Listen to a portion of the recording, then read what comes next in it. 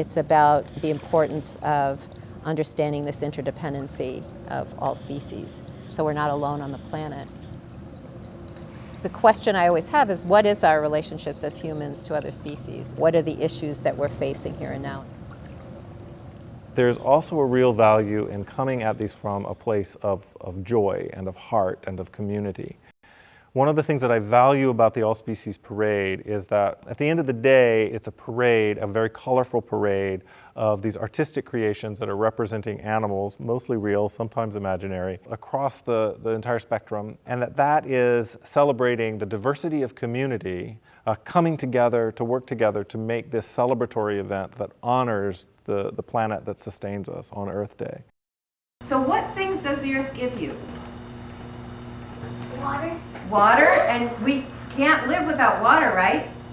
We can't. So if we don't drink water, we won't live. So we really need good Try water. to engage with environmental issues, and so what we ask is, what is the habitat of your species, like whatever it is that you're making?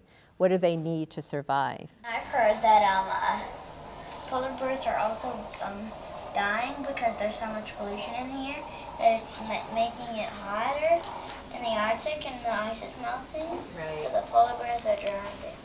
Right. That's why it's so great that you're making a polar bear in their honor. You know, and trying to encourage people to think about interdependency. And one way to drive that home is through making art. Antlers grow each year.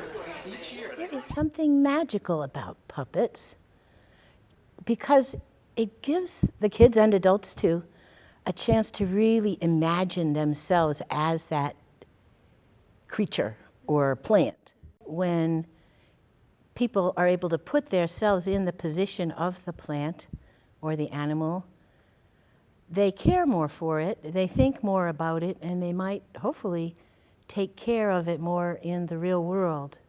And I had one person ask, well, what is the color of the eye of a dolphin? I mean, who knows? Like, I think it's brown or black or something, but I'm not sure. So we look it up, and so we have to find out about it. I have one. I think these are all perching, but that's okay.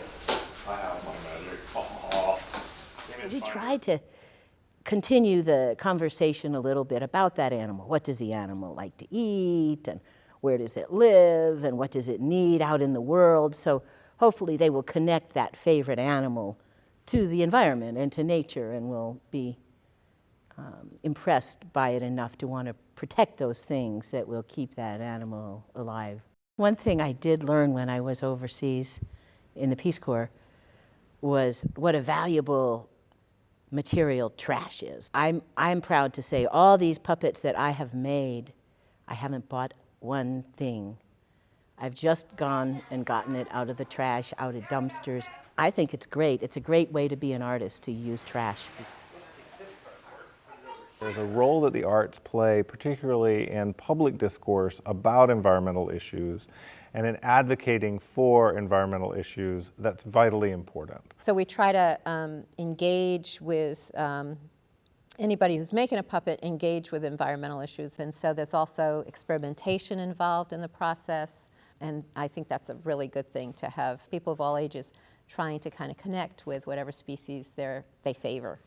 That's what I think the All Species Parade ultimately at its heart is doing. It's recognizing this day that we've set aside to honor the Earth, Earth Day, April 22nd.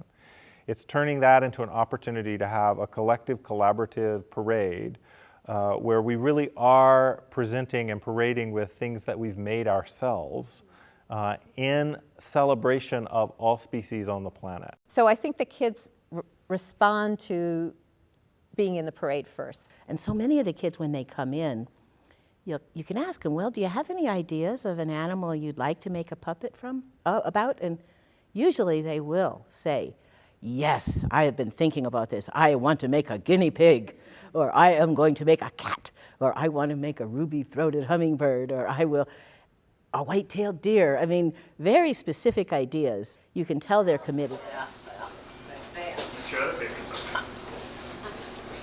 I drawn it by myself. Oh, we didn't need glue on that. There was just enthusiasm from the get-go. Like the Friends of the Shawnee are having a banner this year, this is new, that we go out to Crab Orchard and we engage with the naturalists there. That's something new.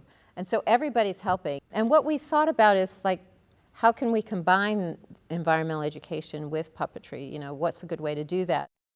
I keep thinking if we keep repeating the parade and they have these experiences again and again, that consciousness of our place collectively in the world, you know, will grow. When I think about what it takes for us to address our environmental concerns and our environmental problems, it is always all of us working together in some way. For a small amount of resource returns so much on the buck. This takes so little, relatively speaking. It requires some things, but it takes so little. And the return on it is so much. The thing about the All Species Puppet Parade is that anybody can be in it and anyone can make a puppet. And even if you don't have a puppet, you can be in the parade, right? And the thing about these puppets is that they're handmade. You just need a stick and a piece of cardboard. As we do the parade, you know, over and over and over again, I think there brings a certain awareness to Earth Day and an awareness to our relationship with other species. That's joyous and hopeful and celebratory and honoring the capacity that we have to come together and work together while still preserving our individual artistic creativity and all of the things that make us special and unique as individuals. It's both of those things side by side. That celebratory moment is vitally important. It mobilizes people, it helps people understand how they can work together, and it helps us when we then do have to turn towards some of the harder challenges of the kind of doom and gloom environmental threats that face us.